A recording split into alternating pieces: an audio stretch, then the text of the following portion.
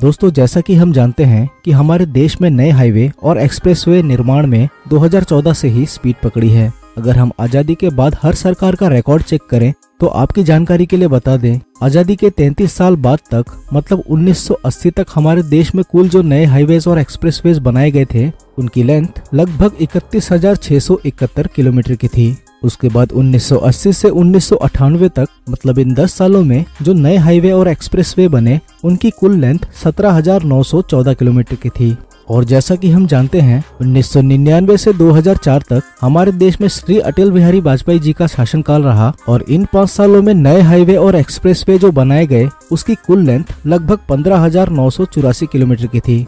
और जैसा कि हम जानते हैं कि 2004 से 2014 तक हमारे देश में यूपीए मतलब कांग्रेस का शासनकाल रहा और कांग्रेस ने इन 10 सालों में मात्र 27,282 किलोमीटर का ही नया हाईवे और एक्सप्रेसवे बनाया। और उसके बाद 2014 से लेकर अभी तक मोदी सरकार सत्ता में है और पहले 5 सालों की अगर हम बात करें तो मोदी सरकार ने 2014 से 2019 तक हमारे देश में जो नए हाईवे और एक्सप्रेसवे बनाए जा रहे हैं उनकी कुल लेंथ 38,475 किलोमीटर की है, जो अपने आप में एक बहुत बड़ा लेंथ और अभी तक का सबसे ज्यादा नए हाईवे और एक्सप्रेसवे का काम मोदी सरकार ने इन 5 सालों में किया। अगर हम बात करें नए 5 सालों की मतलब मोदी 2.0 के शासनकाल की तो अभी तक हमारे देश में लगभग 61,164 किलोमीटर के आउटगोइंग हाईवेज और एक्सप्रेसवेज प्रोजेक्ट चल रहे हैं और इसके अलावा 53,031 किलोमीटर के नए नेशनल हाईवेज भी डिक्लेयर किए गए हैं। इन पर जल्द ही काम शुरू हो जाएगा।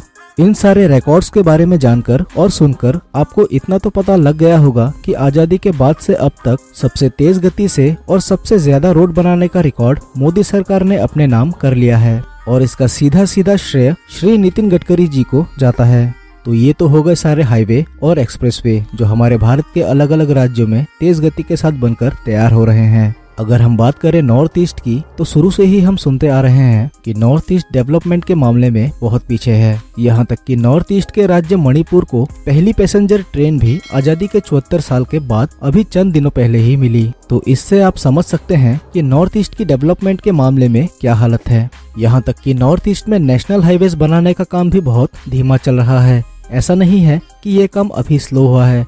अगर हम बात करें कि जब सेंटर में कांग्रेस की सरकार थी तो उस समय नॉर्थ ईस्ट में 0.6 किलोमीटर पर डे के हिसाब से रोड बनाए जा रहे थे और मोदी सरकार में नॉर्थ ईस्ट में एक्सप्रेसवेज और हाईवेज बनाने का काम तेजी से होने लगा और ये लेंथ 0.6 से बढ़कर 1.5 किलोमीटर की हो गई। मतलब कि मोदी सरकार में नॉर्थ ईस्ट में लगभग दुगनी स्पीड से रोड और हाईवेज बनाए जा रहे हैं। लेकिन खुशी की बात यह है कि मोदी सरकार इस स्पीड को और भी ज्यादा बढ़ाने जा रही है, क्योंकि तकरीबन 2 महीने पहले ही नितिन गडकरी जी ने नॉर्थ ईस्ट में एक साथ 16 हाईवेज बनाने का फैसला किया है और इनका इनॉग्रेशन का काम भी इसके एक दिन पहले मतलब 12 जुलाई 2021 को हो चुका है। आपको बता दें कि ये सारे हाईवेज मणिपुर को एक अच्छी कनेक्टिविटी देने के लिए बनाए जा रहे हैं। इन हाईवेज की मदद से मणिपुर को देश के अलग अलग हिस्सों से आसानी से जोड़ा जाएगा। इसके अलावा नेबर कंट्रीज से भी कनेक्टिविटी अच्छी खासी हो जाएगी।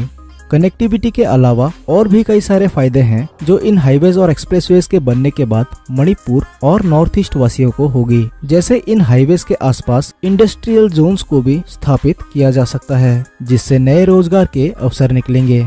इसके अलावा जैसा कि हम जानते हैं कि नॉर्थ ईस्ट खेती के लिए देश भर में जाना जाता है। यहाँ चावल, सरसों और गन्ना आदि की खेती बड़े तादाद पर की जाती है। तो जब ये हाईवेज बनकर तैयार हो जाएंगे तो यहाँ खेती करने वाले लोगों को अपनी फसल एक जगह से दूसरी जगह ले जाने में बहुत आसानी होगी। इससे एग्रीकल्चर को भी एक बड़ा ग्रोथ मिलेगा।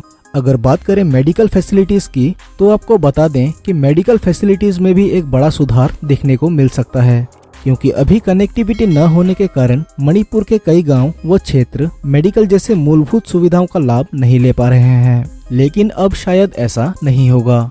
बात करें इन सारे हाईवेज पर आ रहे कॉस्टिंग की तो आपकी जानकारी के लिए बता दें कि इस पर अभी कोई भी ऑफिशियल बयान नहीं आया है। लेकिन केंद्र सरकार ने राज्य सरकार को इन हाईवेज के निर्माण के लिए 5,000 करोड़ का इनिशियल फंड दे दिया है। ऐसा भी बताया गया है कि विद इन 6 मंथ इन 16 नए हाईवेज का डीपीआर रिपोर्ट यानी कि डिटेल्ड प्रोजेक्ट रिपोर्ट भी तैयार हो जाएगी। साल भर के अंदर इन हाईवेज को बनाने का काम शुरू कर दिया जाएगा। आपकी जानकारी के लिए बता दें कि ये हाईवेज भारतमाला परियोजना फेज 2 के तहत बनाए जाएंगे। तो ये जो 16 हाईवेज हैं, ये मणिपुर के लिए वास्तव में एक बड़ा वरदान साबित होगा। क्योंकि नितिन गडकरी द्वारा इनका इनॉग्रेशन हुआ है, तो ऐसा पूरा भरोसा है कि ये हाईवे अपने टाइम से पहले बनकर तैयार हो जाएंगे।